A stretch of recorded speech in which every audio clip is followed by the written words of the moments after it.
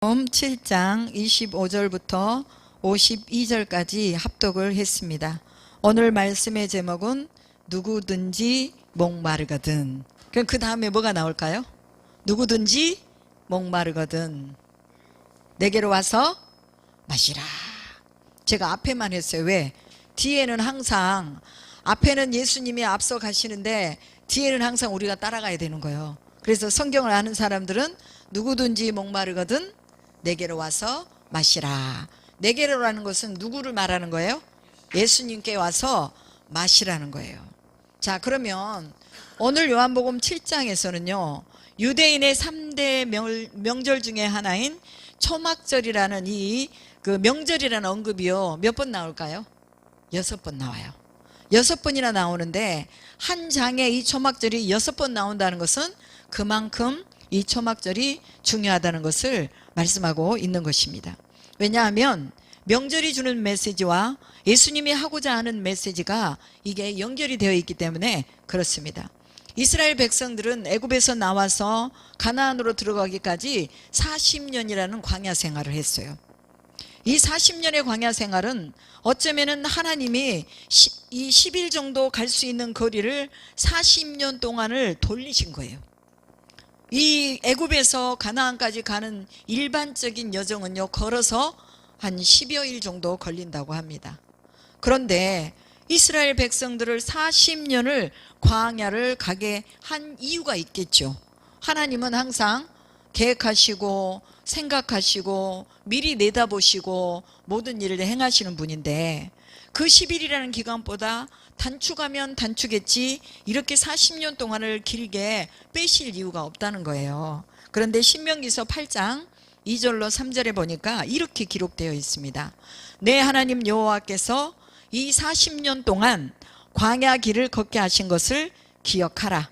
이는 즉 40년을 광야 길을 걷게 하는 것은 너를 낮추시고 시험하사 내 마음이 어떠한지 그 명령을 지키는지 지키지 않는지 알려 하심이라. 너를 낮추시며 너를 줄이게 하시며 또 너를 알지 못하며 내 조상도 알지 못하는 만나를 먹이신 것은 사람이 떡으로만 사는 것이 아니요 여호와의 입에서 나오는 모든 말씀으로 사는 줄을 내가 알게 하려 하심이니라. 이렇게 말씀하셨어요. 자, 그러면 우리가 이 본문을 이 신명기를 통해서 보면 광야의 길을 걷게 하신 이 40년의 기간 동안에 너를 낮추시고 시험하시고 명령을 지키는지 아니 지키는지 알게 하기 위해서 40년 동안을 하나님이 이 기간을 잡으신 거예요. 그러면서 그 낮추어서 뭐를 하느냐, 그리고 이 시험을 받고 이 명령은 어떤 명령이냐, 바로 사람이 떡으로만 사는 것이 아니요 여호와의 입에서 나오는 말씀으로 사는 것이니라.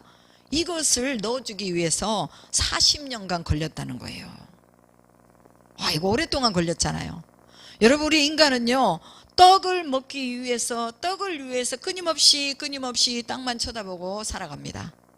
그런데 하나님은 이 광야를 통해서, 어려움을 통해서, 고난을 통해서 떡이 아니라 하나님의 입의 말씀을 바라보고 사는 자들, 이렇게 살기를 원하는 자들의 결단을 만들게 하기 위해서 40년 동안 광야길을 걷게 하신다고 말하고 있습니다. 광야의 생활은 여호와의 입에서 나오는 모든 말씀으로 사는 법을 훈련하는 기간입니다. 여러분 어떠세요? 광야의 길을 다 지났나요? 지금까지 가고 있는 거죠. 예, 저도 지금까지 가고 있습니다. 그럼 왜 하나님이 이 광야의 시간들을 보내게 하시느냐? 바로 떡으로만 사는 것이 아니요 여호와의 입에서 나오는 말씀으로 살게 하기 위해서 하나님이 광야의 여정으로 훈련의 단계를 주신다는 것입니다. 그런데 이스라엘 백성들을 애굽에서 끄집어내 가지고 딱 이제 가나안을 향해 가는데 첫 번째 딱 막혔던 게 뭐예요? 홍해바다잖아요. 홍해바다 앞에서 진퇴양난에 빠지니까 사람들이 다 모세와 아론을 향해서 뭐라고 말해요? 우리가 애굽에서 죽었더라면 좋았을 뻔했다. 우리가 되돌아가서 애굽인을 섬길 것이다. 이러면서 원망과 불평을 하는 것을 볼 수 있죠. 원망과 불평을 한다는 것은 아직도 떡을 버리지 못했다는 거예요. 아직도 떡에 초점이 맞춰져 있다는 거예요. 하나님의 입의 말씀을 사모하지 않고 있다는 것입니다. 자, 그러면 건너가서 이들이 이제 광야로 들어가니까 뭐가 없어요? 양식이 없잖아요. 그러니까 또 원망하고 불평하기 시작하는 거예요. 우리에게 고기를 주어 먹게 해라. 만나를 하나님이 주셨는데 고기가 없다고 또 불평하니까 하나님이 또 고기를 주시잖아요. 광야의 삶은 불평이 끝나지 않으면 결코 이 광야의 삶이 끝나지 않는다는 것입니다. 그리고 또 이제는 목이 말라요. 물이 없어요. 사막에 물이 없잖아요. 물이 없으니까 또 이 물 없음으로 말미암아서 또 불평하고 원망하고 막 이러니까 모세가 무리바에서 물을 쳐가지고 반석에서 하나님이 이제 물을 치라고 그래서 반석에서 물을 내는 걸 볼 수 있습니다. 즉 이때도 마찬가지예요. 물이 없으면 하나님을 바라보면서 하나님 물이 없네요. 언제나 이 물을 주실 것입니까? 하고 그 전능하신 하나님을 기다려야 되는데 입으로 다 원망하고 불평해서 다 쏟아내버린다는 거예요. 여러분, 여러분의 삶에서 아직도 그런 불평과 원망거리가 나온다는 것은 이것은 아직 광야를 지나지 못했다는 것입니다.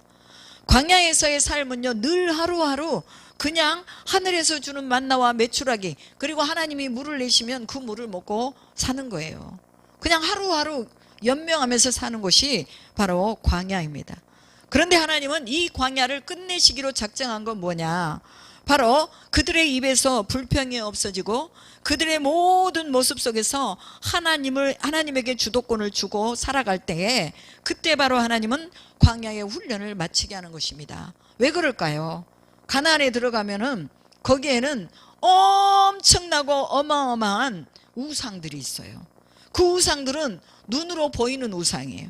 하나님은 눈으로 보이지 않잖아요. 구름으로, 불기둥으로만 인도했지 가나안으로 들어가니까 이제 그 구름기둥, 불기둥이 없어진 거예요. 왜? 필요가 없으니까. 사막에서는 구름기둥, 불기둥이 필요하지만 가나안에서는 필요가 없는 거예요. 그런데 이들이 구름기둥, 불기둥을 보고도 불평하고 원망했는데 가나안에 들어가가지고 그 가나안의 거대한 종교의 압박에 그들이 견뎌내겠느냐 그 말이에요. 그래서 하나님은 40년 동안을 돌리고 돌려서 이제 가나안을 향해서 들어가게 하셨습니다. 광야라는 것은 집도 없고 양식도 없고 물도 없는 것이에요.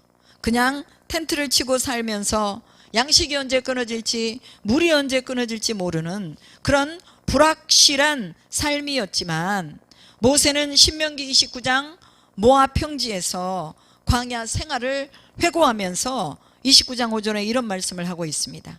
주께서 40년 동안 너희를 광야에서 인도하게 하셨거니와 너희 몸의 옷이 낡아지지 아니하였고 너희 발의 신이 헤어지지 아니하였다고 회상하고 있습니다. 그러면 광야의 시간 속에서 하나님이 도우셨다는 거예요? 도우시지 않았다는 거예요? 도우셨다는 거죠. 하나님이 도우십니다. 하나님의 공급하심을 기억하라고 모세는 마지막 유언적 설교를 하고 있는 것입니다. 여러분, 목회자가 앞에서 설교하는 것은 무엇입니까? 하나님이 여러분 도와주십니다. 하나님이 여러분을 사랑하십니다. 이것이 바로 목회자가 여러분들에게 선포하는 메시지입니다. 모세도 하나님이 너희들 옷 다 입혀주지 않았느냐? 하나님이 너희들 신발 다 신겨주지 않았느냐? 하나님이 너희들 만나를 주지 않았느냐? 메추라기를 주지 않았느냐? 반석에서 물을 내지 하지 않았느냐? 이러면서 하나님이 백성들에게 잊지 말아라 하는 거예요. 신명기 8장에 보면은요, 우리 바이블 동서남북에서 물망초라고 나와 있거든요. 물망초라는 의미의 뜻이 뭐예요? 잊지 말아라 라는 뜻이에요. 꽃말이. 그래서 잊지 말아라. 하나님이 너희를 어떻게 그 사막에서 너희를 구원해냈는지 잊지 말라는 거예요. 우리는요 모두 다 불 가운데서 구원받은 사람들이에요. 불이라는 것은 지옥불이잖아요. 지옥불에서 구원받은 사람이야. 그 불에서 우리는 타 죽을 수밖에 없었는데 예수 그리스도께서 우리를 그 불 가운데서 끄집어냈어요. 이사야서의 말씀이에요. 너희가 불 가운데로 지날지라도 내가 너희와 함께 할 것이며 물 가운데를 지나갈지라도 내가 너희와 함께 할 것이다. 이게 이사야서 41장 43장의 말씀이거든요. 하나님은 어떤 상황 속에서도 우리와 함께 하신다는 이 확고한 믿음을 가지고 이스라엘 백성들이 후대에게 계속해서 기억나게 하기 위해서 이 초막절을 지킨 거예요. 그 오늘날 우리가 주일날 와서 예배를 드리는 것도 마찬가지입니다. 하나님의 은혜를 기억하는 거예요. 은혜라는 것은 자꾸 기억해내야 돼요. 왜? 잊어버리니까. 자꾸 잊어버려요. 그래서 우리가 하나님의 은혜를 기억해내면서 우리 부모님을 주신 거 감사하고, 또 우리 환경을 이렇게 허락해 주신 거 감사하고, 예배를 드릴 수 있는 이런 환경 주신 거 감사하고. 여러분, 북한에 가면요 이런 장소가 없어요. 이렇게 좋은 데서 예배 드리는 공간이 없단 말이에요. 그리고 중국에 가면요 삼자교회라고 있는데요, 삼자교회들 다들 이 공안들이요 다 지키고 있어요. 그리고 이 하나님의 말씀을 하나님의 말씀으로 전하지를 못해요. 그냥 그들이 검열해가지고 이건 안 돼, 이건 안 돼 그러면요 메시지에서 다 빼야 되는 거예요. 그런데 우리나라처럼 이렇게 하나님의 말씀을 말씀으로 보고 선포된 말씀을 들을 수 있는 거, 이거 가장 큰 축복입니다. 그래서 우리의 축복의 시간에 우리는 더 많이 하나님의 말씀을 기억해 놔야 돼요. 어느 한순간에 하나님의 말씀이 없어질 때도 있어요. 우리는 종교의 자유를 잃어버릴 수도 있어요. 마지막 적그리스도가 우리에게 오면 우리는 이제 견딜 수 없는, 우리 신앙을 지킬 수 없는 상태 가운데로 들어갈 수밖에 없다고 말이에요. 그러려면 우리는 성경이 없이도 뭘 봐야 돼요? 하나님의 말씀을 인지하고 있어야 된다 그 말이에요. 그래서 우리가 바이블 동서남북을 하는 거예요. 성경이 없어질 때를 가정해서 우리 머릿속에 다 성경을 집어넣는 거예요. 이건 너무나 중요한 거죠. 이스라엘 백성들은 초막절 절기를 잊어버리지 않기 위해서 1년에 3번 있는 그 절기를 지키러 예루살렘으로 올라갔습니다.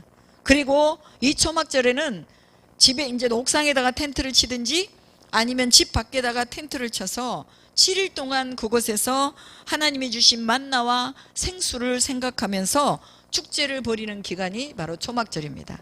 그러니까 우리 초막절은 우리가 저번 마지막 주에 지켰듯이, 그 셋째 주에 지켰듯이 추수감사주일, 즉 1년에 3번 추수를 하는 그 절기 속에서 하나님 앞에 감사를 돌려드리고 이것이 하나님의 은혜입니다라고 고백하는 것이 바로 초막절이라 그 말이에요. 그래서 오늘날 이 풍성한 은혜를 주신 하나님께 감사하면서 그들은 실로암 못에 가서 물을 떠다가 하나님의 제단에다 올려드렸어요. 원래 이스라엘 백성들이요 절기 때는, 다른 절기 때는 포도주를 갖다 부어요.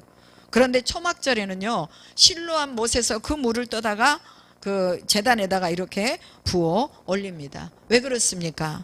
광야의 그 시간 속에서 물이 없는 곳에서 물을 주신 그 하나님을 기억하는 거예요.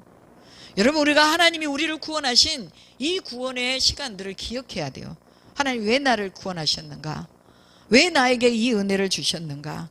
이것을 우리가 기억하면서 하나님의 입에서 나오는 뭘 먹어야 된다고요? 생명의 떡을 먹어야 된다는 거예요.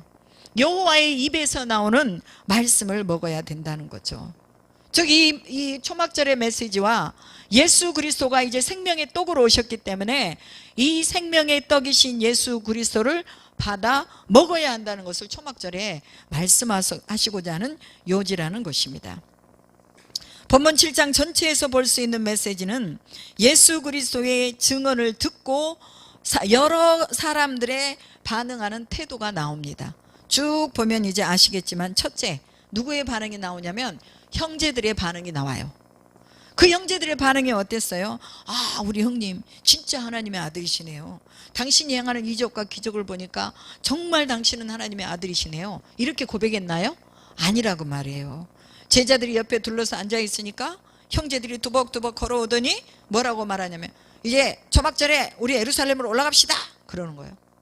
왜 올라가자고 그럽니까? 당신이 행하시는 그 능력을 제자들이 예루살렘에 가서 볼 수 있도록 당신이 제자들을 데리고 초막절로 가서 당신이 이제 하나님의 아들인 것을 나타내 보시오 라고, 기적을 베풀어 보시오 라고 이렇게 말하는 거예요. 형님들이 그렇게 말하는 데는 이 예수께서 하나님의 아들이심을 인정하는 것이 아니라 비아냥거리는 그런 언어적인 태도였다 그 말이에요. 자, 오늘날 우리가 예수를 믿고 있고 그 예수 안에 살고 있어요. 사람들이 우리를 바라보고 당신이 예수 믿는 사람이라면 당신이 모습 속에서 무엇을 증명할 수 있는지 말해보시오 라고 말할 때 우리가 뭐라고 말할 거예요? 뭐라고 말해요? 예수님은 구원자이십니다. 예수님은 당신을 위해서 십자가에 죽으셨습니다. 이것을 믿으면 오늘 당신이 구원에 이를 것입니다. 나는 이것을 믿습니다. 내가 이것밖에는 당신에게 보여줄 것이 없습니다. 라고 말할 수 있어야 돼요. 우리가 사람들에게 무슨 말을 하겠어요? 할 말이 없죠. 그러나 나를 보면서 사람들이 저 사람 보니 예수가 살아있구나. 저 사람 보니 예수가 저 사람 속에서 역사하는구나 라고 우리가 보여줄 수 있는 믿음의 모습을 가지고 있어야 된다는 것입니다. 형제들이 때를 정하고 초막절에 예루살렘에 올라가자고 할 때 예수님이 뭐라고 말씀하십니까? 내 때가 아직 이르지 아니하였다 라고 말씀하십니다. 자기 형제로 살아온 세월이 있는데 갑자기 하나님의 아들이라고 하니까 그 형제들이 이 예수를 믿을 수가 없는 거예요. 형제들과 같은 그런 불신이 우리 안에 일어난다는 거예요. 예수님을 전적으로 믿어드리지 못하고 예수님을 하나님의 아들로 전적으로 따르지 못하는 이런 불신앙들이 우리 안에도 있다는 거예요. 이런 불신앙이 제거될 수 있기를 주님의 이름으로 축복합니다.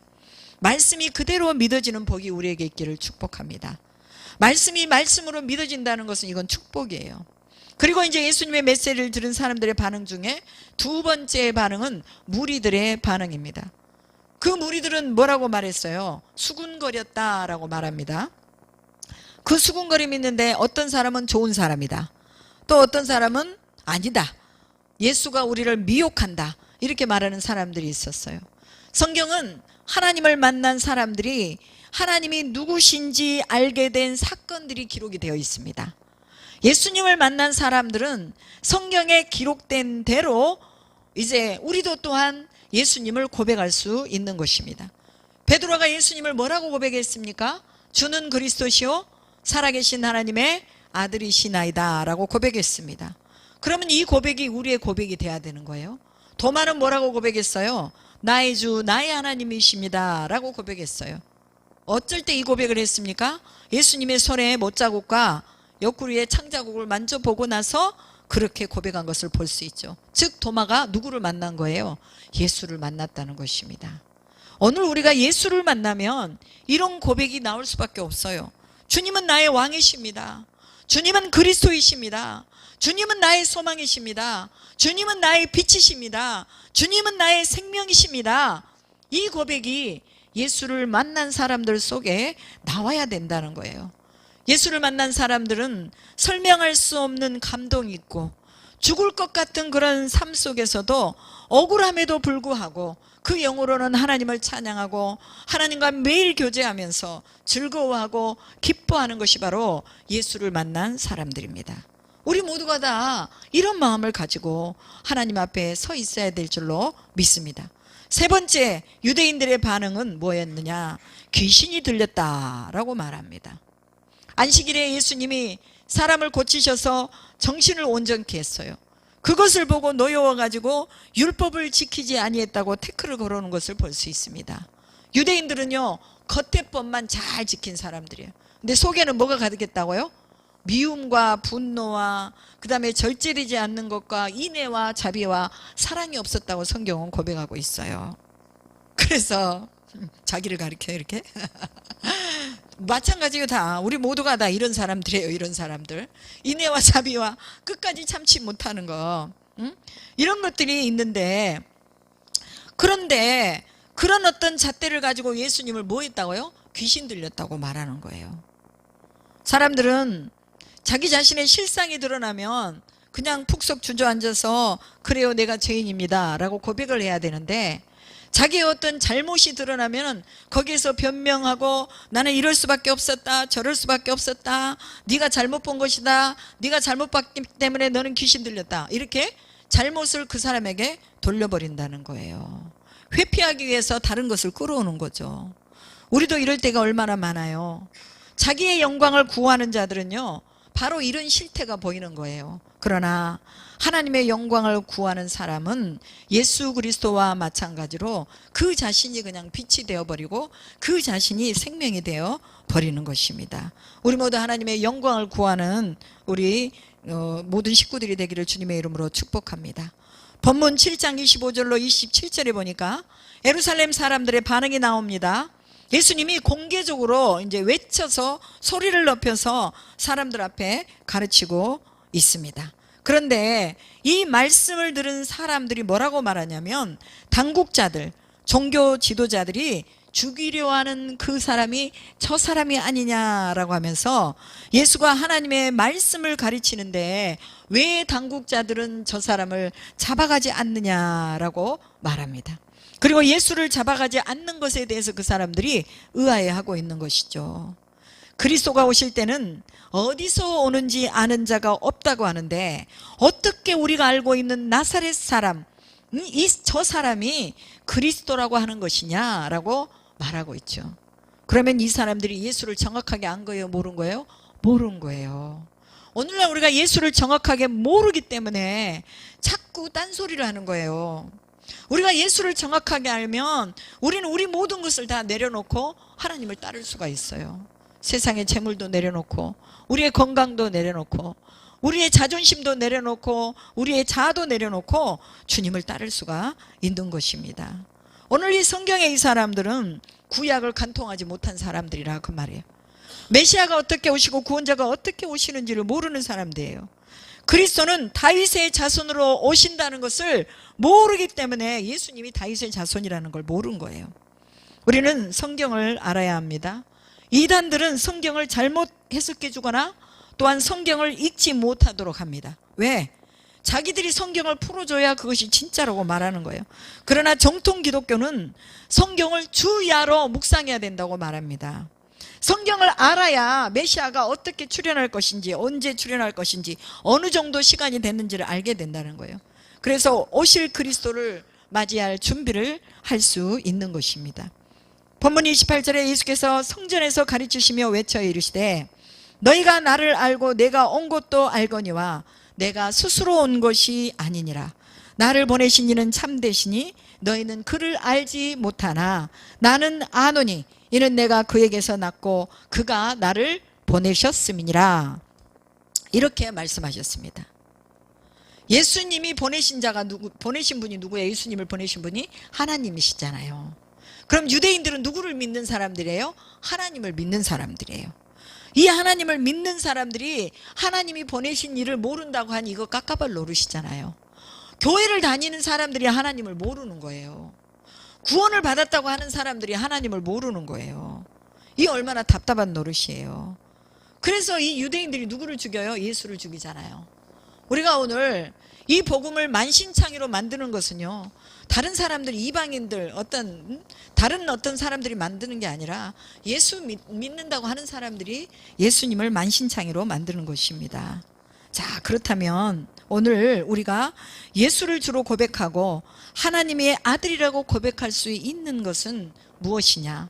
오늘 몇 절에 나와 있습니까? 이 37절에 나와 있는 말씀처럼 성령이 오셨기 때문입니다.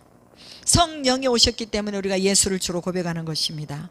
하나님의 영이 우리 안에 없다면 우리는 고백을 드릴 수가 없어요. 우리는 고백을 드릴 수가 없습니다. 그래서 예수님이 그리스도로 오셨는데 그 행하신 표적이 너무너무 많았어요. 그러니까 사람들이 뭐라고 말합니까? 진짜 그리스도가 온다 할지라도, 즉 유대인들이 말하는, 아직도 기다리는 진짜 그리스도가 온다 할지라도 저 사람이 행한 것보다 더 많은 표적을 행할 수는 없을 것이다 라고 이렇게 말하죠. 그럼 많은 사람들은 예수님이 행하시는 그 표적을 봤다는 거예요. 그런데 그 표적을 행하는 것을 걸림돌로 보고 그 표적을 행할 때마다 예수를 죽이려고 했던 사람들은 바로 대제사장들과 바리새인들이었다는 것입니다. 그래서 이제 대제사장과 바리새인들이 아랫사람들을 보내가지고 야, 당장에 가서 예수를 잡아와라. 저 예수가 지금 성전 앞에서 저렇게 크게 소리를 외치고 있는데 이제 가서 잡아와라. 그래가지고 이제 병사들이 다 준비해가지고 척 해가지고 이제 잡으러 갔단 말이에요. 잡으러 갔는데 33절에 뭐라고 말하냐면 내가 너희와 함께 조금 더 있다가 나를 보내신 이에게로 돌아가겠노라 이렇게 말합니다. 내가 조금 더 있어야 된다. 알아서 가겠다 그 말이요. 그때는 너희가 나를 찾아도 만나지 못할 것이고 나 있는 곳에 너희도 오지 못하리라 이렇게 말씀. 즉 예수님께서 죽으시고 부활하셔서 승천하실 것을 말씀합니다. 이 말씀은 과거적인 것이에요? 미래적인 것이에요? 미래적인 것이죠. 미래적인 것이기 때문에, 현세적인 것이 아니기 때문에 이 사람들이 이해를 하지 못하는 거예요. 제자들마저도 이해를 못했어요. 우리 눈에 안 보이는 미래적인 일은 이해할 수 없는 것이 당연한 것입니다. 왜냐하면 부활이라고, 죽음이라는 것을 한 번이라도 경험해 봤으면 우리는 이해를 할 거예요. 하늘로 올라간다고 그러고, 조금 있으면 이제 너희들은 나를 못 본다고 그러고, 이렇게 말하는데 어떻게 그것을 이해를 하겠냐 그 말이에요. 그러나 성령이 오시면 미래적인 일을 이해하게 됩니다. 왜 그럴까요? 성령이 하나님의 영이기 때문에. 성령은 예수님과 친밀한 영이에요. 성령은 하나님과 친밀한 영이에요. 그래서 하나님의 이 마음을 성령이 오셔가지고 다 알려주는 거예요. 예수님이 그랬잖아요. 내가 너희의 친구다. 그래서 친구는 그 아버지의 그 마음을 다 친구에게 말해주는 것이다. 앞으로 될 일을 다 친구에게 말해주는 것이다. 이렇게 말씀하고 있어요. 그러면 예수님이 오늘 말씀에 우리에게 말을 해주고 있잖아요. 나는 아버지께로 갈 거야. 그리고 너희들은 나를 보지 못할 거야. 이제 그 시간이 얼마 남지 않았어. 이렇게 말씀해주면 친구는 서로 사인을 가지고 있기 때문에 이해를 하는 거예요. 그런데 아직까지 성령이 오시지 않았기 때문에 제자들마저도 이 예수님의 말씀을 이해하지 못한 것입니다. 그렇기 때문에 오늘날 성령이 오시면 우리는 미래적인 것을 알 수 있다. 예수님이 말씀하시는 것이 이해가 되는 거예요. 하나님이 성경에 기록된 66권이요 1189장이 이해가 되는 거예요. 이해가 안 되는 게 아니라. 수많은 이들이 예수님을 만났습니다. 영원부터 영원까지 계신 초월하신 그 하나님을 만나고 하나님의 영을 알게 되었어요. 하나님의 말씀이 하나님의 영이 오니까 이해가 되고, 또 미래적인 일들을 이해하게 되고, 성령의 감동이 오니까 삶을 아주 성령으로 빽빽하게 둘러주시면서 예수님이 살아계시고 또 죽음을 이기시고 부활하셨다는 것을 성령이 우리에게 자꾸자꾸 말씀을 해주시고 계시는 것입니다. 여러분, 예수님이 살아계시지 않는다면 수많은 세월을 통해서 2000년이 넘는 수많은 세월을 통해서 지금까지 이것이 사람들 속에서 그가 인간이냐 신이냐 하나님의 아들이냐 아니면은 또 그가 진짜 구원자냐 이런 어떤 이런 역설들과 이런 그런 어떤 논의들이 되겠어요, 안 되겠어요? 사람은 죽으면요 그것으로 끝나버려요. 그리고 죽어버리잖아요. 그러면 아무리 잘못을 했어도 그 잘못이 다 덮어져 버려요. 노무현 대통령이 자살해버렸잖아요. 맞나요? 그랬는데 그를 캐내려고 했던 수많은 정치인들이 그가 자살해버리니까 아무것도 이제는 커내지 않고 다 덮어버린 거예요. 인간이 죽으면요 그것으로 끝나버려요. 모든 잘못을 다 이제 죽음으로 다 덮어버리겠다. 그 사람의 의도가 그거였기 때문에 그냥 그대로 덮어버리는 거예요. 그런데 예수님이 죽으셨다면, 2000년 전에 그대로 죽으셨다면 그냥 무덤 속으로 들어가 버리면 끝나는 거예요. 그런데 살아나신 거예요. 오늘날도 살아서 역사하시는 거예요. 그러니까 지금까지 예수에 대한 이 끊임없는 논증들이 계속 되고 있는 거예요. 왜? 살아있으니까.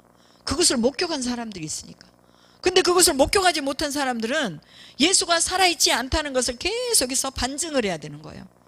그런데 아무리 반증을 해도 답이 안 나오는 거예요. 왜? 여기서 예수를 만났다, 저기서 예수를 만났다, 그 다음에 예수를 만나고 나니까 그 의사로서 화려한 삶을 살던 사람이 다 내려놓고 어디로 가요? 아프리카 참 밀림 속으로 들어가가지고 거기서 그 아프리카 사람들하고 야자수 열매 따먹으면서 거기서 살고 있고, 그렇게 직장이 좋고 그렇게 사람들한테 인정받는 사람인데 예수를 만나고 나니까 자기 재산 다 가난한 사람들 줘버리고 그냥 아예 예수한테 미쳐가지고 또 뭐 어디 무슨 헤브론 원형학교인가 거기 막 들어가 버리고 예수 전도단에 들어가 버리고 막 이런단 말이에요. 왜 그래요? 예수를 만나보니까 자기가 가지고 있었던 그 아침 새벽부터 일어나가지고 저녁 늦게까지 일하고 돈을 벌고 하는 것들이 무의미하더라고 말이야. 왜? 육체는 돈이 있어야 살지만 영은요, 돈이 없어도 살아요.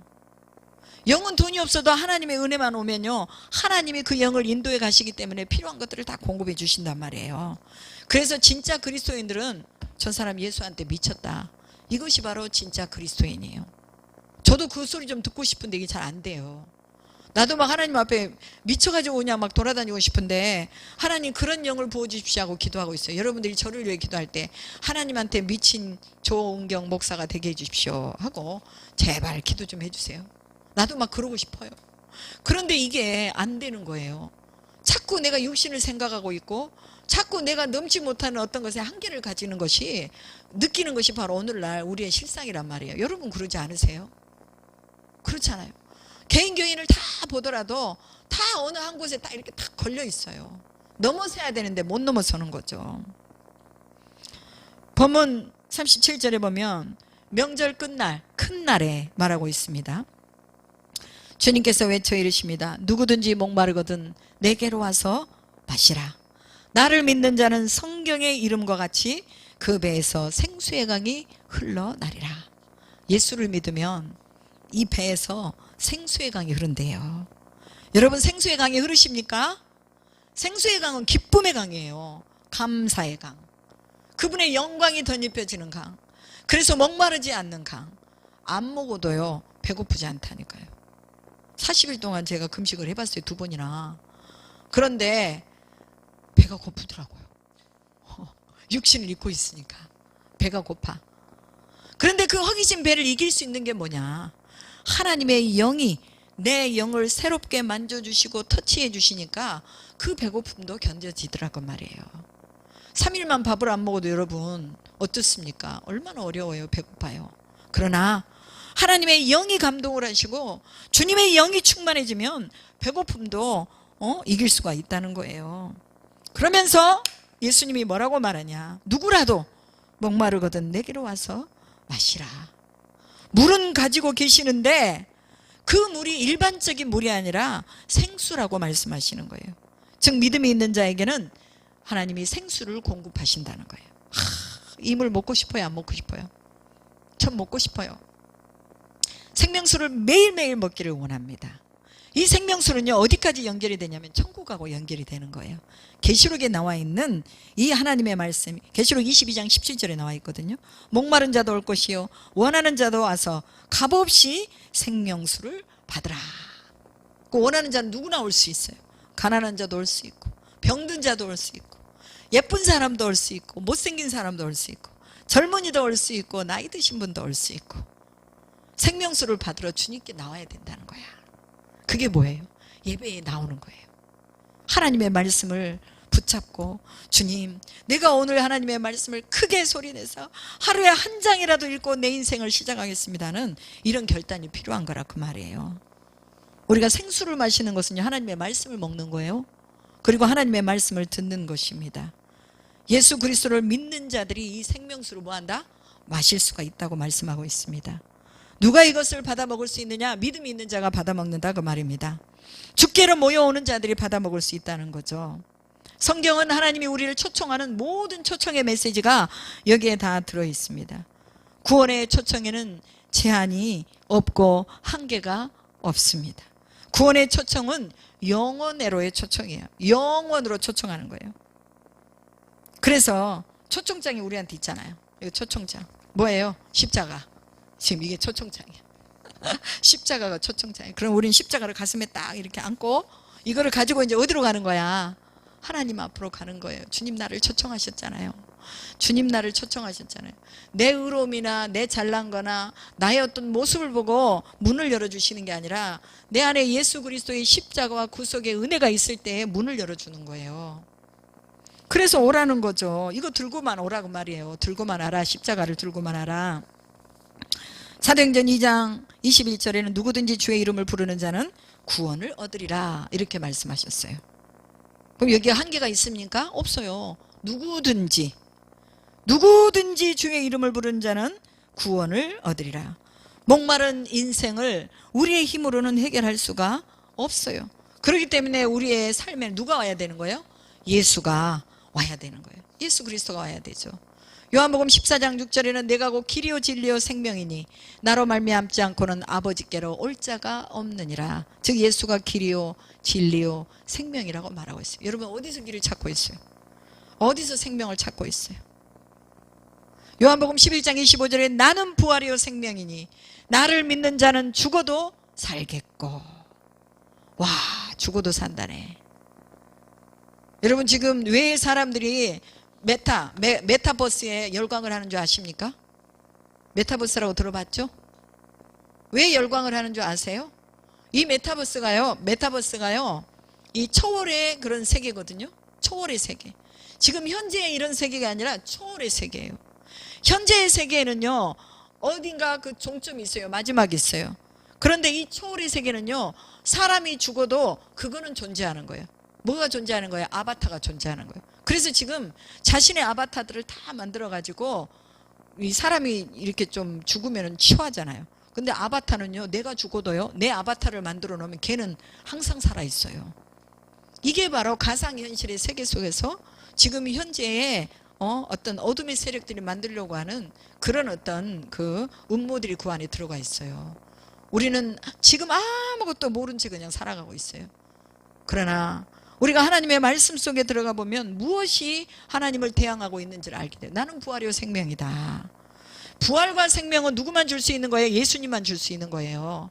사람이 만들거나 사람이 어떤 조직을 가지고 시스템을 만들 수 있는 게 아니라는 거죠. 요한복음 4장 14절에 내가 주는 물을 마시는 자는 영원히 목마르지 아니하리니 내가 주는 물은 그 속에서 영생하도록 솟아나는 샘물이 되리라 하십니다. 예수님은 영원히 목마르지 않는 생수요 영원히 배고프지 않는 하늘에서 내려온 떡입니다. 그러니까 여러분들이 이거를 받아 먹기만 하면 되는 거예요. 성찬식에서 우리가 그냥 빵을 받아 먹잖아요. 그리고 포도주를 받아 먹어요. 이게 예수님의 피다, 예수님의 살이다 하고 받아 먹습니다. 그냥 받아 먹으면 되는 거예요. 오늘도 우리가 예배 후에 성만찬을 할 건데 이걸 받아 먹는 거예요. 이게 바로 오늘 우리 속에 영원한 생명수를 마시는 것입니다. 이사야 선지자는 이사야 55장 1절에 이렇게 말합니다. 너희 목마른 자들아 오라, 물로 나오라. 돈 없는 자도 오라. 너희는 와서 사 먹되 돈 없이 값없이 와서 포도주와 젖을 사라. 이렇게 말합니다. 왜 값없이 오라고 그러느냐? 구원의 값은요 정해지지 않았어요. 이 구원의 값은 어마어마하게 비싸기 때문에 돈으로 환산할 수 없는 거예요. 그래서 가장 귀한 것은 돈으로 계산할 수 없기 때문에 병든 자도 오너라, 희망을 잃어버린 자도 오너라, 가난한 자도 와서 그냥 받아 먹으라는 거예요. 이게 바로 구원이에요.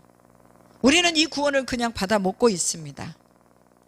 예수님의 초청에 우리는 어떻게 응답해야 될 것인가? 예수님께 가는 길은요 예수를 믿는 거예요. 예수를 믿는 거.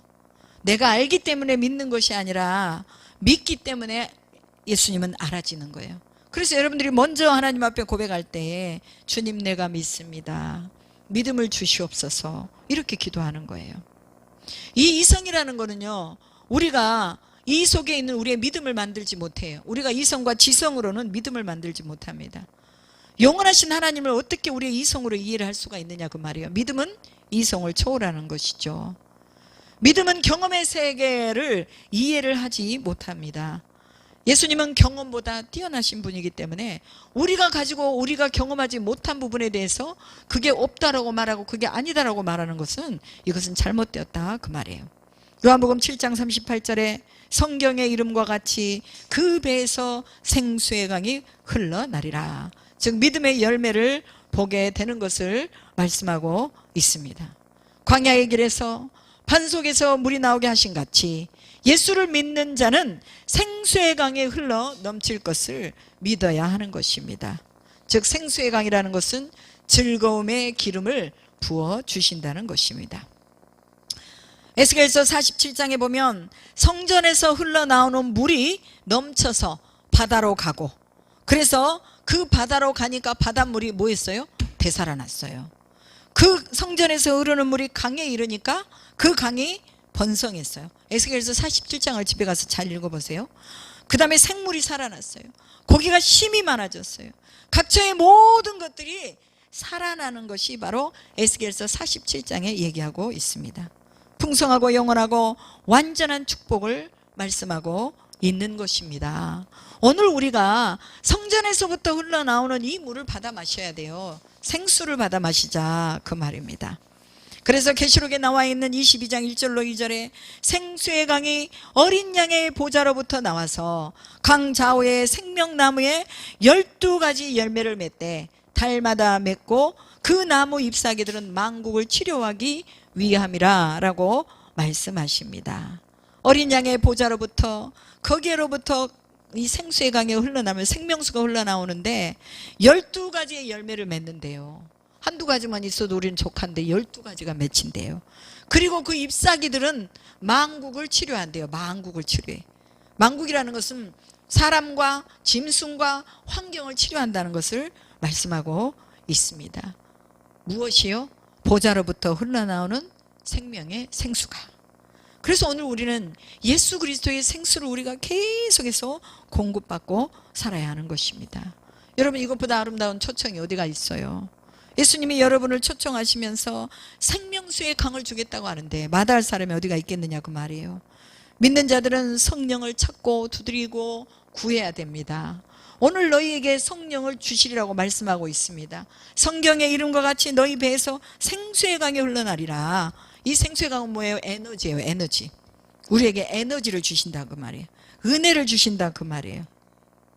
성령 안에서 흐르는 생수의 강을 경험하지 못하고 살아가는 사람들은 이 말이 이해되지 않을 수도 있어요. 그러나 경험을 해본 사람들은 이해를 할 수 있을 것입니다. 교회를 10년 다니고 20년 다녀도 별반 차이가 없어요. 어려서부터 예수를 믿고 모태에서부터 예수를 믿는 가정에서 태어났어도 세상과 짝하고 술 한 잔씩 마시고 거짓말도 하고 적당하게 믿고 이런 사람들 속에 생명의 강이 흐르겠느냐 그 말이에요. 생명의 생수를 공급받는 사람들은요, 삶에 감격이 있어요. 감동이 있어요. 그리고 그것을 향해서 계속해서 쫓아가고 목말라 하는 것입니다. 그러면 예배를 통해서 살아나는 거예요. 회복되는 거예요. 은혜가 또 회복되고 얼마나 좋아요. 그런데 강은 있는데 다 말라 삐뚤어지고 우물은 있는데 물이 하나도 없다면 얼마나 비참해요. 여러분 안에 다 생수가 있어요. 생수통이 있다고 말이에요. 그런데 생수통에 물이 들었어요? 안 들었어요? 안 들었어요? 장승영 씨 고개를 돌렸어요. 채우세요. 아멘. 무엇으로 채워요? 성령으로. 성령을 어떻게 할 때 주신다고요? 구할 때 주신다고 그랬어요. 구할 때. 그래서 예수도 믿고 교회는 나오는데 충만함이 없다면은 그 사람은 아직 성령에 취하지 않은 사람입니다. 어떤 사람의 얼굴에는 막 빛이 보여. 그 얼굴만 봐도 막 저 사람 진짜 예수 믿는 사람이야. 응? 근데 어떤 사람 얼굴을 보면 교회를 몇십 년 다녔어도 막 쭈그러져가지고 얼굴만 봐도 막 아주 그냥 찡그리고 있어가지고 저 사람 얼굴만 보면 밥맛이야. 이런 사람 있어요 없어요? 있어요. 있다니까. 근데 우리는 얼굴에 뭐가 나야 돼? 빛이 나야 돼. 그리고 또 좋은 향기가 나야 돼. 우리 속에서 막 나쁜 냄새가 나면 안 되지. 좋은 향기가 나야 돼. 그래서 성령에 취한 사람은 병들어도 위축되지 않고 실패해도 두려워하지 않는 거예요. 뭔가 남에게 쏟아줄 것을 바라보고 틈만 나면 기도하고 찬양하는 사람. 성령이 충만하면 광야, 조상들이 광야에서 샘물을 경험하면서 살았던 것처럼 삶에서 생수를 경험하게 된다 그 말이에요. 또 본문 40절에서 44절에 보면 말씀을 들은 무리 중에서 어떤 사람은 예수님이 조상들이 말한 그 선지자라고, 어떤 사람은 그리스도라고, 어떤 사람은 그리스도가 어찌 갈릴리에서 나오겠느냐라고 말합니다. 구약에 대해서 어느 정도는 알고 있는데 정통적으로는 모르는 거예요. 메시아가 어디에서 온다고 그랬어요? 베들레헴에서 온다고 그랬어요. 나사렛을 영화롭게 한다고 그랬어요. 갈릴리를 영화롭게 한다고 그랬어요. 이게 바로 구약에 나와 있는 말씀들이에요. 그런데 그들은 통합적인 하나님의 말씀을 모르고 있기 때문에 야, 그 나사렛 사람이 무슨 베들레헴에서 태어나야지, 무슨 베들레헴에서 다윗이 자란 그 동네에서 태어나야지. 근데 예수님이 다윗이 자란 그 동네에서 태어났거든요. 모르는 거죠. 예수로 말미암아 논쟁이 있고 또 예수를 잡아 죽이려고 하고, 그러나 이때까지만 해도 아직 주님의 때가 이르지 아니했기 때문에 그 카이로스의 타임이 아직 오지 않았어요. 그렇기 때문에 예수님을 잡아서 가지 못한 그 시간들입니다. 지금까지 예수님의 사람들의 반응에 대해서 우리는 보았습니다. 또 예수님은 사람의 반응에 따라서 두려움을 갖거나 또 힘들어하지도 않으셨습니다. 우리는 때로는 사람들의 반응을 보고 이거 계속 가야 되나? 이거 꼭 계속해야 되나? 하고 갈등을 일으킬 때가 있습니다. 그래도 하나님의 은혜가 있기 때문에 그냥 가는 거예요. 배고파도 가는 거고 굶주려도 가는 거고 없어도 가는 거고 먹어도 가는 거고 가는 것입니다. 예수님은 비난과 핍박을 받으면서도 자기의 길을 계속하셨어요. 하나님을 믿는 자들의 특징, 그것이 무엇이냐? 믿음의 길을 가는 것입니다. 어려움이 있을 때에 사람들의 소리에 귀를 기울이지 않고 오직 위에 계신 하나님께만 귀를 기울이면서 그 눈을 고정시키고 가는 것입니다. 예수님은 우리의 고백을 듣고 싶어 하세요. 너는 나를 누구라 하느냐? 우리는 뭐라고 고백해요? 주는 그리스도시요 살아계신 하나님의 아들입니다라고 우리가 고백해야 합니다. 우리의 삶을 예수와 개입시키지 않는다면 우리는 아직 예수를 만나지 않은 것입니다. 우리의 삶에 헌신이 없다면, 변하지 않는다면 우리는 아직 예수를 진짜 만나지 못한 것입니다. 그래서 예수님을 만난 사람들이 자신의 길을 다 버리고 예수를 따랐던 것처럼 오늘 우리가 진짜 예수님을 만났다면 우리는 그분을 환영하고, 그분을 환영했으면 그분을 사랑하고, 그분을 사랑했으면 즐거이 헌신하고, 이것까지 되어야지 진짜 우리가 예수를 만난 사람들이라는 거죠. 예수 만난 그 여인이 자기의 옥합을 깨뜨려서 자기의 머리털로, 아마 연덕이 자매보다 더 머리가 길었던 것 같아. 그 머리털로 예수님의 발을 씻기는 것을 우리는 볼 수 있습니다. 그리고 또 물동이를 지고 갔던 사마리아 여인이 그 물동이를 버려두고 전도하러 간 것을 볼 수 있고, 가늠하다가 붙잡힌 여인이 예수님께로부터 희망과 위로와 관심과 감동을 받고 그가 돌아가면서 그의 삶을 다시 또 돌이키는 그런 어떤 역사들을 가져왔고, 그래서 예수를 만난다는 것은 흔적과 각인이 있는 것입니다. 예수님은 나를 사랑하셨던 흔적을 어디서 갖고 십자가에서 가지고 있었잖아요. 그 창과 이 옆구리의 창자국과 손의 못자국을 보고 네가 나인 줄로 믿으라 하고 말씀하신 것처럼 예수님은 우리를 사랑하시는 흔적이 있습니다. 우리도 예수님을 사랑하는 흔적이 있어야 해요. 그분이 우리의 삶을 받으시도록 우리가 흔적이 있어야 하고, 의심 없이 우리가 그분을 사랑하고 그분을 기다리고 있다는 이런 희생의 흔적이 우리에게 있어야 된다는 거예요. 말로만 내가 예수 믿는 거 그거 안 됩니다. 사랑해야 하고 그 사랑 속에 헌신이 들어가야 그것이 바로 진짜 우리가 흔적과 상흔을 가지고 있는 것이 되는 것이죠. 그리고 이제 46절 마지막 절에 46절에 보면 46절부터 52절까지 보면 예수를 잡으러 보낸 대제사장들의 하인들이 와가지고 말하죠.